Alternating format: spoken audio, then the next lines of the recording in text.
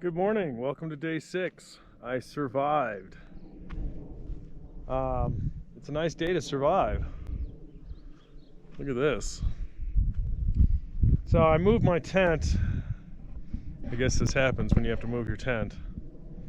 I was here and the wind was really strong. So I adjusted it basically a lot. So that's 2 moves. And then after, I don't know, an hour after I stopped filming, this huge front came in, lots of lightning, and I'm like, all right, this is too exposed. So I went down to a spot that I earlier saw where I set up the shelter for a downpour. And I set up the tent down here, which is like a 30-degree angle, and it started raining at like 8, lightning everywhere. I felt this was much more protected, as you know, the wind was almost nothing, but you can see this thing, you know, I couldn't go down here because the water would just pool here, so I had to be at an angle, and I didn't know how much water was going to come. It turned out to be a light rain all night long, or not all night, but you know, half the night, light rain. This spot's still dry from when I moved.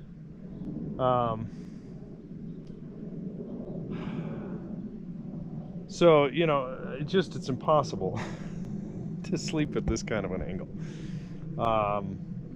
You just slide, and the whole thing slides. And when I got out, actually I got out at about 10:30 and moved my tent for the 4th time up to where it is. All the stakes had been pulled out up top here, and I was just, the whole structure was sliding. It wasn't really all that great because the bottom stakes, the tent moves down past the bottom stakes, and so your feet now are exposed because the rain tarp is still staked in down here, but the main structure is moving.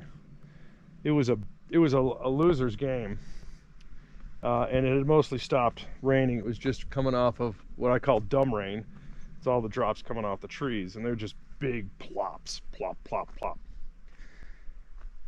So got out of the tent, made the move at 10:30. Oh, brutal. But I got flat ground. Of course, I don't have an air tarp. Now, I could not have used the tarp down at that angle. Certainly would have loved the tarp here. When I say tarp, I mean the air mattress. Because this is, you know, it's like little rocks. So both my hips are bruised, my backbone is bruised. I ended up using my pillow, my blow-up little pillow, as a hip mattress. So then I just waited for the sun to rise. It's like 8, little after 8 right now. Looks like it's gonna be partly cloudy today. I have not woken up to skies like this, and I'm thankful for it because it's 6 miles without water. I've got 2 liters. I got to dry this off because this is just extra weight. And then it's back to the car. I got water in the car. I'm all set. Whew. I've had breakfast as I'm just sitting here waiting. So I'm going to change and then I guess get the backpack as packed as can be. The tent, luckily, is like the last thing that I put into the backpack. So I'm ready after that. So good morning. I'll tune you in. I think there's a panoramic view in a couple of miles, and we'll take it from there. Day 6, segment 5. Good morning. Welcome to the end of section 5. Got about 5 miles left. This is, I turned down because this was at the bottom of this meadow is where I camped, and so this was a lot of the view that I had. We're a lot higher up, I think about 500 feet up. And you can see it's pretty nice. Some aspens and some flowers.